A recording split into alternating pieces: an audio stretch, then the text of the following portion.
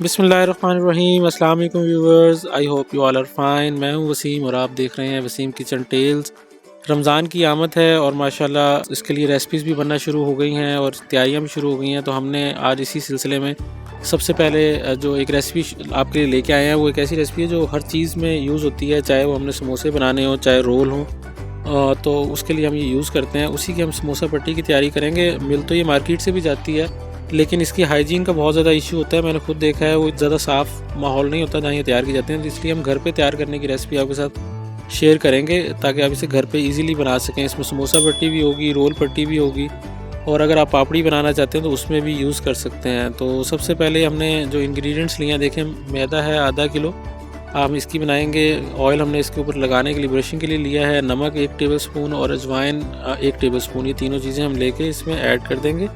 یہ دیکھیے ہم نے میدا باؤل میں ڈال لیا ہے اور اس کے بعد اس میں ہم نمک ایڈ کر دیں گے اور نمک کے ساتھ ہی ہم اس میں اجوائن بھی ایڈ کر دیں گے اور ان تینوں چیزوں کو مکس کر دیں گے۔ میں نے یہاں پہ پہلے 1 کپ پانی ڈالا ہے، آپ پانی حسب ضرورت ڈالیے گا، جتنا پانی اس میں ضرورت ہو اتنا پانی ہم اس میں ایڈ کرتے جائیں گے۔ اگر یہ زیادہ نرم ہو جائے گا تو پھر اس کی پٹیاں تیار نہیں ہو سکیں گی، تو اسے ہم اچھی طرح سے دیکھیں جتنا مجھے پانی کی ضرورت ہے میں اس حساب سے اسے مکس کرتا جاؤں گا بڑے اچھے طریقے سے۔ اور کمرشلی بھی ایسے تیار ہوتی ہیں لیکن وہ میں نے آپ کو بتایا کہ ہائیجین کا بہت ایشو ہوتا ہے، صاف نہیں بنتی، اس لیے اسے آپ گھر پہ تیار کریں تو بہت ایزی ہے، اتنا زیادہ مشکل نہیں ہے۔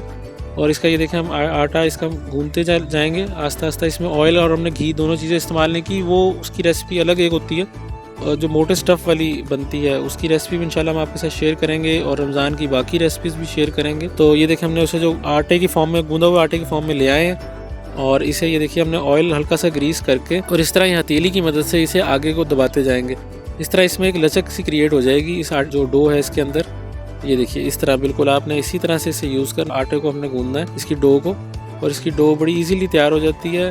پٹی ہے گھر پہ تیار کر لیں گے، زیادہ مشکل نہیں ہے۔ اور یہ دیکھیے ہم نے اب اسے تقریباً ہمارے یہ ریڈی ہو گیا ہے۔ اب اسے ہم تھوڑی دیر کے لیے ریسٹ دے دیں گے، 15 سے 20 منٹ کے لیے، اور 15 سے 20 منٹ کے بعد ہم اسے بیلنا شروع کر دیں گے۔ یہ دیکھیں اب 15 سے 20 منٹ کے بعد اس کی ہلکا سے اس کے اوپر آئل لگایا تھا اور یہ رکھا تھا، اب اسے ہم تھوڑا سا میدا نیچے ڈالیں گے تاکہ یہ چپکے نہ، اور اس کے ہم پیڑے بنا لیں گے۔ پیڑے آپ جتنے سائز چھوٹا رکھنا چاہیں تو اسی حساب سے ہے، میں نے تقریباً اس کے 10 سے 12 پیڑے بنا لیے تھے۔ یہ دیکھیے اس طرح سے یہ پیڑے تیار ہو گئے۔ آپ کی سائز آپ کی مرضی کے اوپر ڈیپینڈ کرتا ہے کہ آپ کس سائز میں بنانا چاہ رہے ہیں۔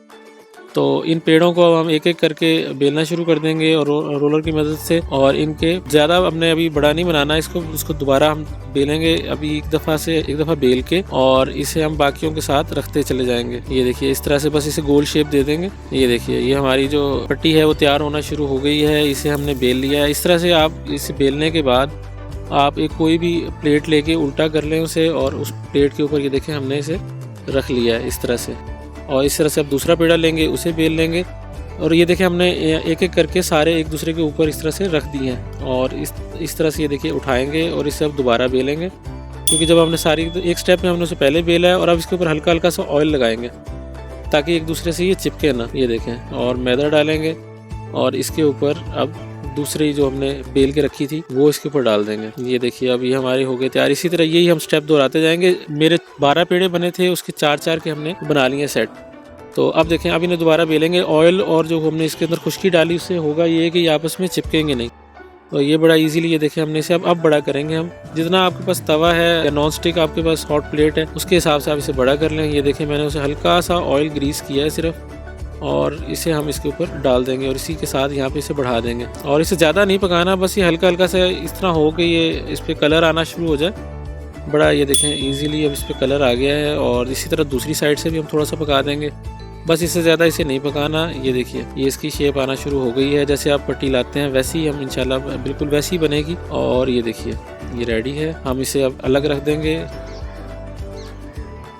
یہ دیکھیے یہ نکال کے پلیٹ میں رکھ لیا، اور اسے بڑے پیار سے آپ نے الگ کرنا ہے۔ اگر یہ یہاں بھی ٹوٹ سکتا ہے تو تھوڑا سا خیال سے آپ اسے الگ کریں گے۔ تو یہ دیکھیے یہ ہماری جو پٹی ہے وہ بالکل تیار ہو گئی ہے، روٹی کی شیپ میں آ گئی ہے۔ یہ دیکھیں ٹوٹ نہیں رہی، ہم نے آپ کو ہر طرح سے فولڈ کر کے دکھا دی ہے، اور اسے اب ہم کٹ کر دیں گے۔ درمیان میں سے ہاف سرکل کی شیپ میں اسے لے آئیں گے اور اسے کاٹ کے، یہ دیکھیے سموسہ پٹی جو ہے، جو چھوٹا سموسہ بنتا ہے اس کی پٹی ہمارے پاس تیار ہو گئی ہے۔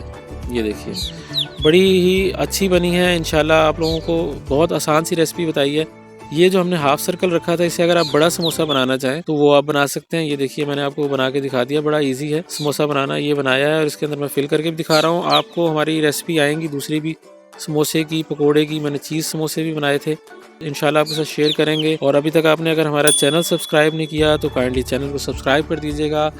اب یہ دیکھیں میں نے اسے جو ہاف سرکل تھا اسے بھی درمیان میں سے ہاف کر دیا اور ٹرائنگل شیپ میں لے آیا ہوں۔ یہ دیکھیے یہ ٹرائنگل شیپ میں آ گیا ہے، اس کا آپ رول بنا سکتے ہیں۔ یہ دیکھیے اس طرح سے یہ رول بن جائے گا ایزیلی۔ رول بنانا بالکل مشکل نہیں ہے۔ انشاءاللہ نیکسٹ ریسپی سے ملاقات ہوگی۔ اللہ حافظ۔